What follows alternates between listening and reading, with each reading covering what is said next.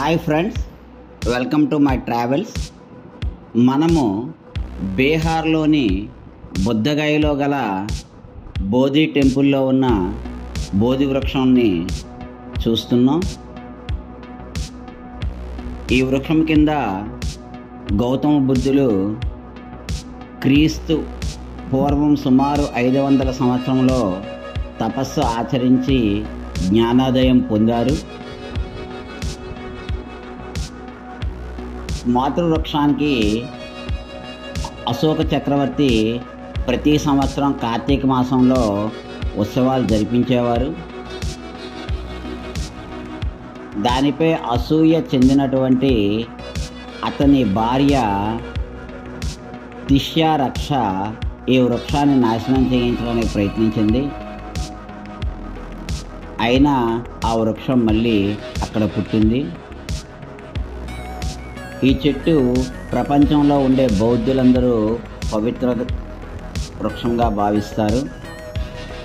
దీని కింద గౌతమ బుద్ధులు 49 రోజులు సీటు కదలకుండా ధ్యానం చేశారు. ఆయన కూర్చున్న రాయి పేరు వజ్రసింహాసనము లేదా వజ్రశిలగా పిలువబడుతూ ఉంటుంది. బుద్ధవాయిలో బోధి వృక్షం కింద బుద్ధుడు కూర్చున్న రాయి ఇప్పటికీ మనం చూడవచ్చు. బుద్ధుని జీవితకాలం నుండి ఇది చాలా ప్రసిద్ధ పుణ్యక్షేత్రము. భారత అటవీ పరిశోధనా సంస్థ ఈ వృక్షము నాశనం అవ్వకుండా సంరక్షణ చేస్తూ ఉంటుంది. ఈ వృక్షం కింద కూర్చొని కాసేపు ధ్యానం చేస్తే మనసుకి చాలా ప్రశాంతంగా ఉంటుంది.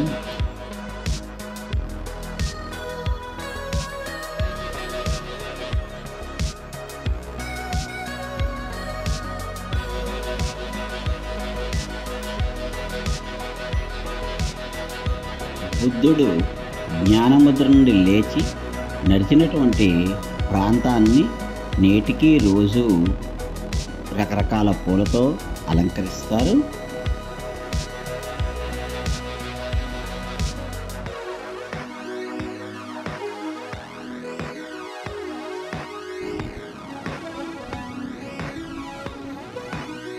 ఈ బోధి దేవాలయం మొత్తాన్ని తర్వాతి వీడియోలో చూడండి.